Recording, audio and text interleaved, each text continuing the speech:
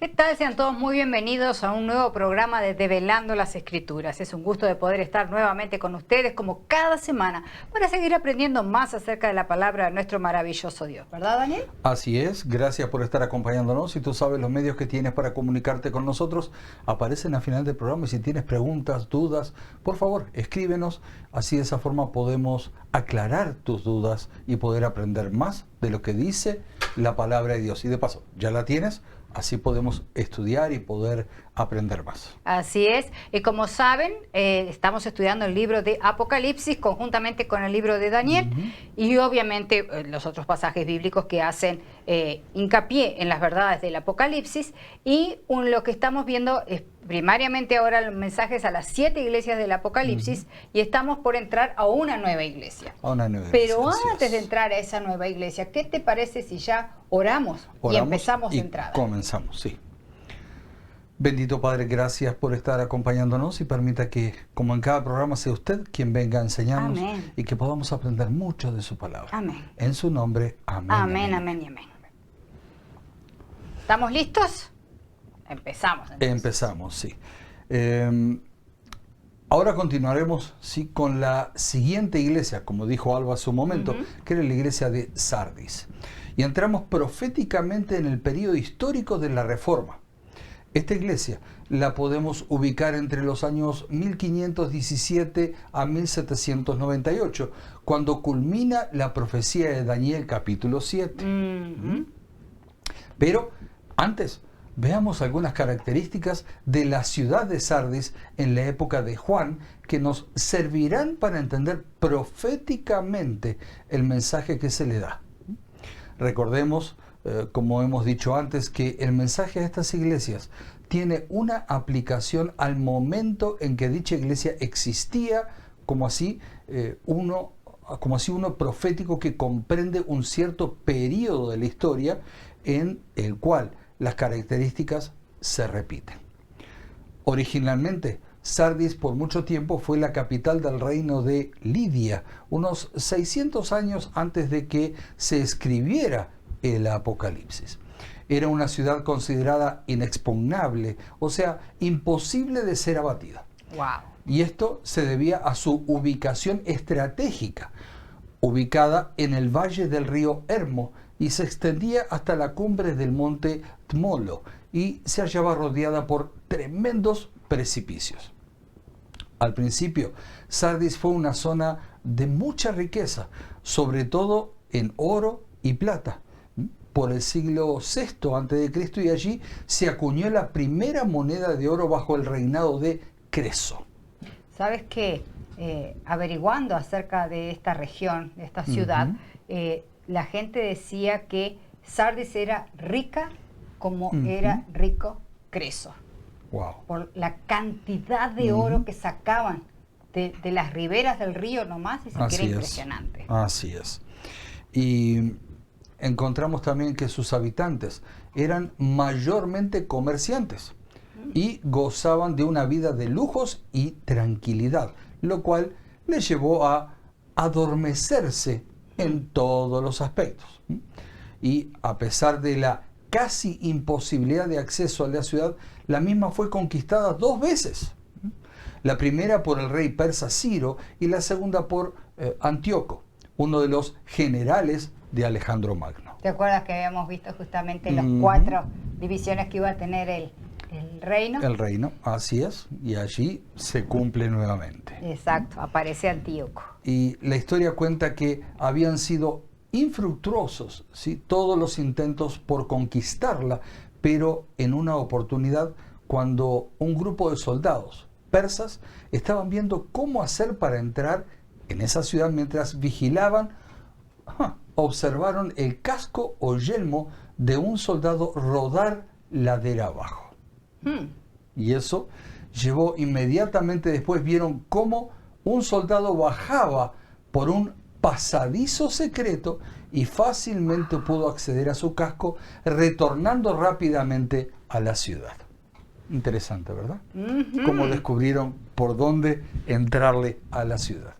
Y los persas notaron el camino y a la noche lo usaron para entrar sin ningún tipo de obstáculos y conquistar la ciudad en unas pocas horas. ¡Qué tremendo! La ciudad que Por se el casco que cayó ese soldado inexpugnable. que se escabulló por allí. ¡Qué tremendo! ¡Qué Ujú. tremendo! Así es. ¿Mm? El hecho de que se consideraba inconquistable hacía que los centinelas que debían estar vigilando no lo estaban, y eso allanó aún más el camino para los persas. ¡Wow! Tan confiados estaban Estaban entonces. tan confiados. Que digo, si bien Confiaban. estaban en sus puestos, no estaban cumpliendo la función. No estaban cumpliendo. No, ¡Qué pero ¿quién va a tremendo! entrar si con todo esto que tenemos aquí nadie puede pasar? Es que, pues sabes que si tú miras la geografía donde estaba ubicada Ujú. Sardis, que estaba solo, está en territorio de lo que hoy vendría a ser Turquía, Ujú. es impresionante, digo, porque las montañas rocosas, sobre todo unos ciertos picos elevados que sí que tienen unos precipicios y unas laderas tan Ujú. pero tan empinadas, Sí. entonces no hay nadie que pueda subir por ahí. Ujú. Y claro, del otro lado estaba la ciudad, obviamente, ¿no? Así es. Pero mira cómo los persas Los encontraron. persas fueron perseverantes allí y pudieron conquistarla. ¿Mm? Interesante, porque la historia dice que estos centinelas, ¿sí?, se hallaban durmiendo. ¿Mm? De hecho, los habitantes de Sardis, no aprendieron la lección, y les ocurrió lo mismo tiempo después con Antíoco, como ya dijimos. ¿Mm? Pero después de estas conquistas, Sardis no volvió a ser la misma. Ya para cuando se escribe el Apocalipsis, su gloria había pasado, aunque seguían viviendo adormecidos en el pasado. Lo que es el hecho de hacerse de fama. Está bien el dicho, hazte de fama y échate a dormir. Fue lo que pasó allí. Lo mismo hizo Sardis. Ujú. Se había hecho famosa, ¿verdad?, por todas las riquezas y por todo lo demás, y ahora se adormece en su fama. Ujú. Ya no es la misma. Así Ya es. no tiene todas las riquezas. Es más, cuando Ciro entra y conquista la ciudad, se lleva prácticamente casi toda la riqueza de Sardis. Ujú. Así es. Se vuelven a reponer y viene Antíoco, como tú muy bien dijiste, y Ujú. todavía sufren un terremoto. También. Eso es otra de las cosas que les pasa a esta región. Ujú. Sufren un terremoto, con lo cual sufre un gran destrozo. Pero vuelve a renacer Sardis, pero ya no con la misma gloria que tenía antes. Así es. Aunque, como tú muy bien dijiste, los habitantes seguían pensando que todavía eran los de Invencibles, sí, lo de antes y todo lo demás. Y como tú dijiste recién, Alba, había sido despojada de su riqueza. Exacto. Y de todo aquello que la hacía enorgullecerse, pero aún conservaba y vivía de su fama. Tremendo. A nivel religioso, ellos adoraban a la diosa Cibeles, Ujú. ¿m? También llamada Diana o Artemis, ¿m? Diana, perdón, o Artemis, relacionada con la fertilidad y la caza. Estaba relacionado con todo eso, ¿no? Y la mitología griega dice que esta Cibeles tuvo un hijo que pasó a ser, escucha bien, su amante. Oh, wow. Ujú, cómo iban las cosas, La ¿no? mitología griega era peor que las novelas, Sí, ponen en la televisión, que ya de por sí son Ujú. un desastre. Digo, es chatarra. La mitología griega al final. sí. Y cuando a su madre le dio un ataque de celos, ¿m? El hijo, escucha bien, se castró a sí mismo. ¿Tá? Pero a consecuencia de eso, muere, ¿m? Lamentablemente. Sí. ¿Ok? Ujú. Es realmente increíble todo eso, ¿no? Sí, Pero bueno, la historia es la muy... mitología es así. Es así. Por eso no hay que hacer ese tipo de tonterías y cosas raras, ¿eh? Diana entonces, escucha bien, lo resucita. O sea, su propia madre lo resucita. Lo resucita, así es. Y todo esto, vamos a decir, esta creencia cobra vital importancia para los griegos de la región, incluidos los de Sardis, que la popularizarán como capaz de dar vida a los muertos. Bueno. ¿Ok? Ok. Sí. Ujú. Entonces, esto a su vez le conferiría, ¿sí?, el estatus de madre de todos los dioses, la salvadora que escucha las oraciones y la que está accesible a todos. Esa frase... Sí, ¿verdad? Suena muy conocida y la dejamos ahí. La dejamos ahí, así es. Sus representaciones la colocan sentada en un trono blanco acompañada de uno o dos leones. Y los romanos, en una de sus guerras, la robaron y la llevaron a Roma con la creencia que les daría la victoria. Y allí fue colocada en un templo edificado al lado del palacio del emperador. Wow. Y hablando de emperadores, Augusto, quien fue un gran devoto de ella, decidió instaurar una celebración en honor a esta diosa que se celebra a fines de marzo, que es conocida también como la Hilaria, que esa es una palabra que hemos escuchado en algún momento. ¿Sí? Sí. Donde se celebraba la muerte del hijo de Cibeles y su posterior resurrección. A ver, pero poquitito, porque tú dijiste algunas cosas ahí que son muy interesantes.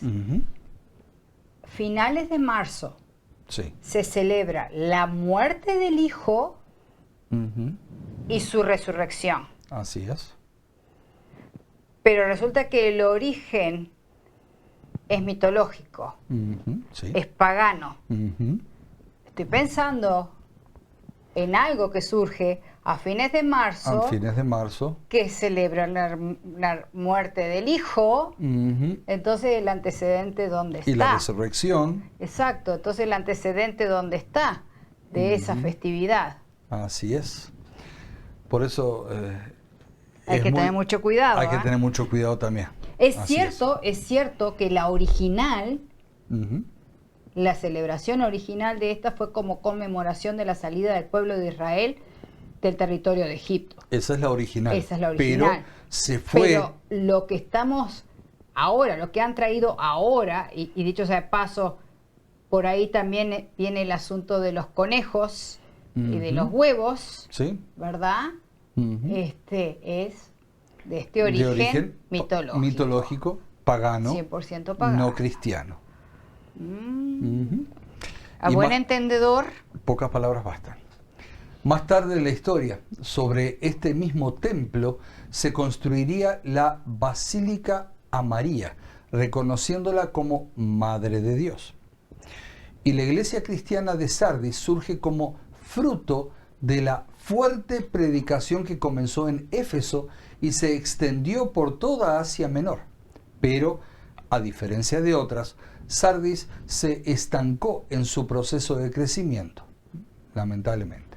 Estaba pensando justamente, cuando empieza la predicación en todas esas iglesias de Asia Menor, con Éfeso y el apóstol Pablo, Pedro recorriendo, o sea, es la iglesia apostólica, esa la que está con fuerza, la naciente, ¿verdad? Que está llevando el mensaje de Cristo sin adulterar a todas esas regiones. Así es. Sobre todo Pablo, que viajó tanto. Así es, por supuesto, que recorrió toda Europa y tantas partes, ¿sí? Y es interesante también notar que esta iglesia no recibe ningún tipo de elogio por parte de Cristo. Cierto. A diferencia de las cartas a otras iglesias que menciona primero algo positivo, destacable de la iglesia y luego vienen los reproches. Esta conjuntamente con la Odisea, porque a la Odisea tampoco se le dice nada positivo. Nada positivo, así es. Y Sardis carece de ese patrón. Y Cristo se presenta como el que tiene los 7 espíritus y las 7 estrellas. Sería bueno tal vez que lo leyéramos, ¿verdad? En Apocalipsis 3:1 dice, escribe también al ángel de la iglesia de Sardis. Esto dice que tiene los 7 espíritus de Dios y las 7 estrellas. Yo sé todo lo que haces y sé que estás muerto, aunque tienes fama de estar vivo. Así es. Y el saludo es muy similar al que aparece también en Apocalipsis capítulo 1, versículo 4, versículo 16 también, en el 4, en el 4 y en el 16. El 4 dice lo siguiente: yo, Juan, escribo a las 7 iglesias de la provincia de Asia. reciban ustedes gracia y paz de parte del que es, el que era y ha de venir, y de parte de los 7 espíritus que están delante del trono. El 16 dice, en su mano derecha tenía 7 estrellas, y de su boca salía una espada aguda de 2 filos. Su cara era como el sol cuando brillaba en todo su esplendor. O sea, está repitiendo la presentación de Cristo una y otra vez. Así es. Y si vemos lo que dice Apocalipsis capítulo 2, versículo 1, dice, escribe el ángel de la iglesia en Éfeso, el que tiene las 7 estrellas en su diestra, el que anda en medio de los 7 candeleros de oro, Ahí dice está. esto. También, otra vez, las 7 estrellas. Así es. Y comparemos quizás con lo que dice Isaías capítulo 11, versículo 2. Isaías capítulo 11, versículo 2. Dice, y reposará sobre él el espíritu de Jehová, espíritu de sabiduría y de inteligencia, espíritu de consejo y de poder, espíritu de conocimiento y de temor de Jehová. Así que los 7 espíritus está haciendo referencia a lo que dice Isaías. Entonces. Isaías. Ok, ¿va quedando más claro? Esperemos que sí. Y está hablando de los recursos espirituales que el Señor tiene y pone a disposición para su iglesia. Qué hermoso. Y el hecho de que sean 7 habla de una provisión completa de parte del cielo para su iglesia. Pero es necesario tener el Espíritu Santo para tenerlos a ellos. Y es evidente que por lo que dice Apocalipsis 3, capítulo 1, si vamos a Apocalipsis nuevamente, versículo 1, sí, capítulo 3, versículo 1, dice, escribe el ángel de la iglesia en Sardis, el que tiene los 7 espíritus de Dios y las 7 estrellas, dice esto, yo conozco tus obras, que tienes nombre de que vives y estás muerto. Allí vemos que esta iglesia que aparenta estar viva carece del Espíritu Santo. O sea, es una iglesia rica en formalismos, rica en obras para agradar a los hombres, rica en rituales también, pero, siempre hay un pero vacía de lo más importante. Y eso, lo más importante es la presencia de Dios en ella. Totalmente de acuerdo. Es Qué triste, ¿no? Digo, porque realmente una iglesia que está aparentemente haciendo todo lo que debe hacer, ¿verdad? Así es. Pero el que tiene que estar allí no está. No está. Y si lo pasamos hoy día a nuestras iglesias en general, no hablo de ninguna denominación, ¿está la presencia de Dios en ella? Debería estarla. Así que es importante. Lo que es peor que esta situación es que se creen estar vivos y no reconocen su real situación. Así como los centinelas sobre el muro estaban dormidos, los centinelas espirituales también lo estaban. Y podemos hacer una analogía de los recursos divinos del Espíritu Santo con el candelabro de 7 brazos. Es cierto. Que estaban en el santuario. Y Cristo y su palabra, a la vez que el fuego del Espíritu, están representados por este candelabro y su llama. Y la función que tenían los oficiantes del templo era de mantener esa llama constantemente ardiendo. Y no podían permitir que se apagara, y era una orden divina. Wow. Y si vamos a Levítico, por ejemplo, Levítico capítulo 24, versículos 1 al 4. Uno de los primeros libros de la Biblia allí. ¿Del 1 al 4? Del 1 al 4, por favor. Dice, el Señor se dirigió a Moisés y le dijo, ordena a los israelitas que te traigan aceite puro de oliva para mantener las lámparas siempre encendidas. Aarón se encargará de arreglarlas para que durante toda la noche ardan sin cesar delante del Señor en la tienda del encuentro, fuera del velo que está junto al cofre del pacto. Esta es una ley permanente que pasará de padres a hijos.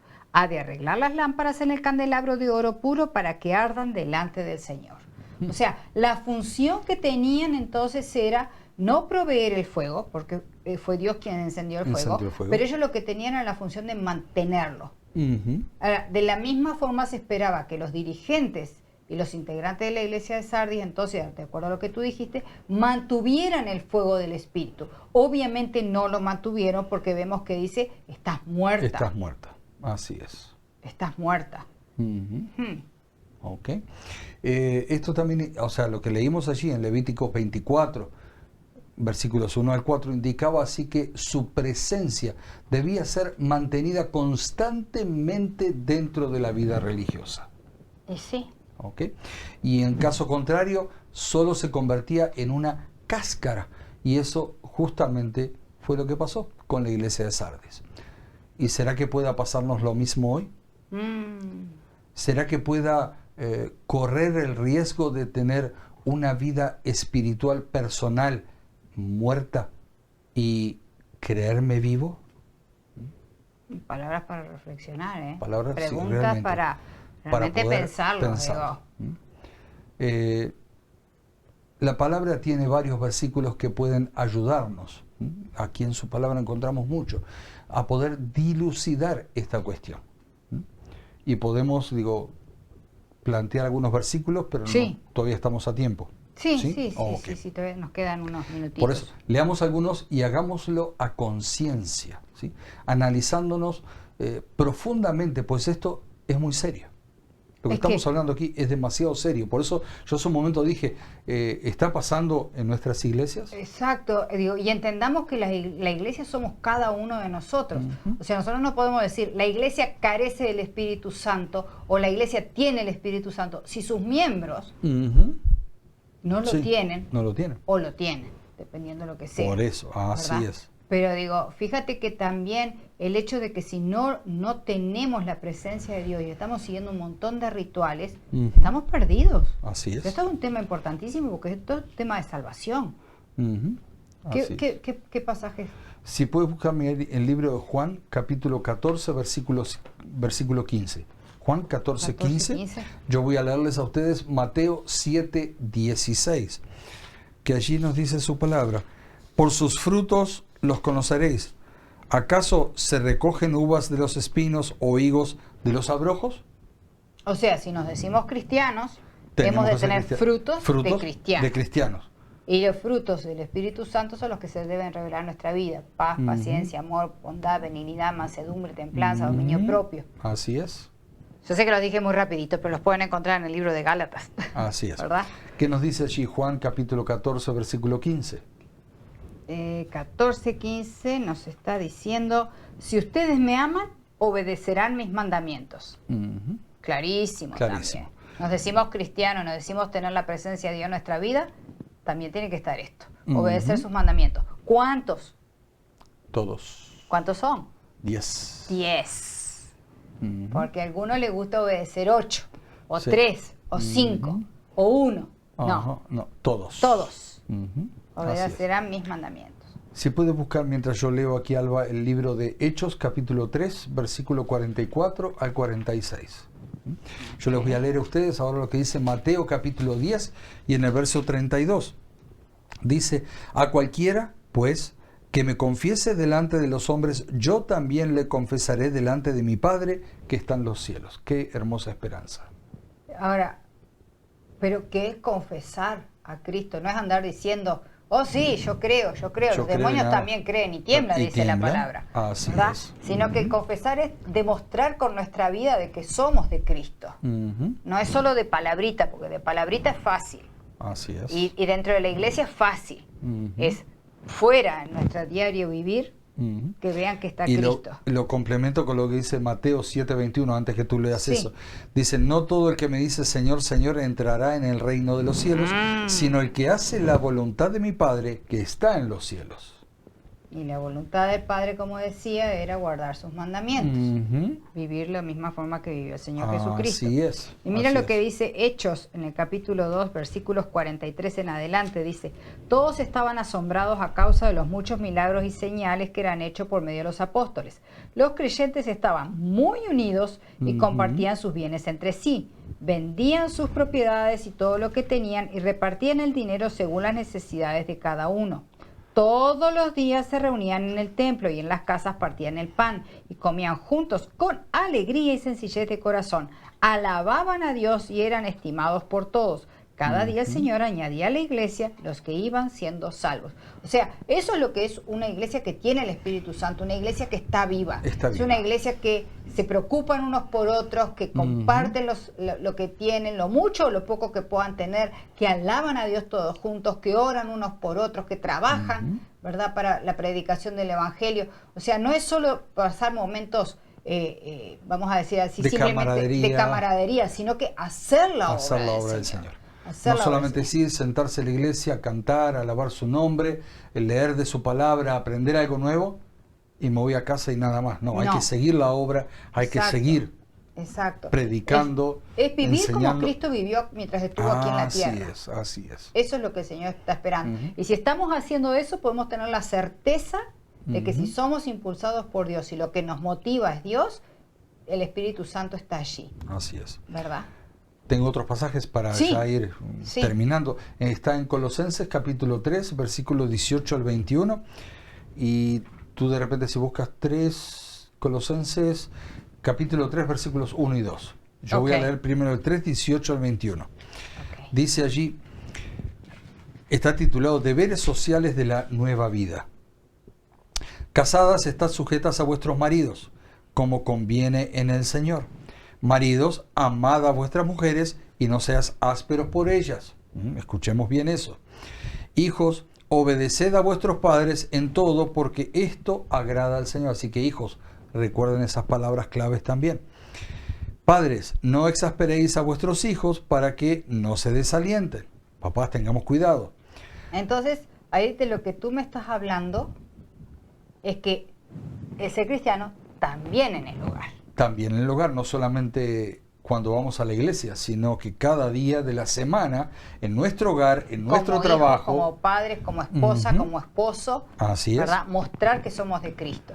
Dice, siervos, obedeced en todo a vuestros amos terrenales. O sea, tenemos que aceptar lo que nos dicen los patrones. Los patrones.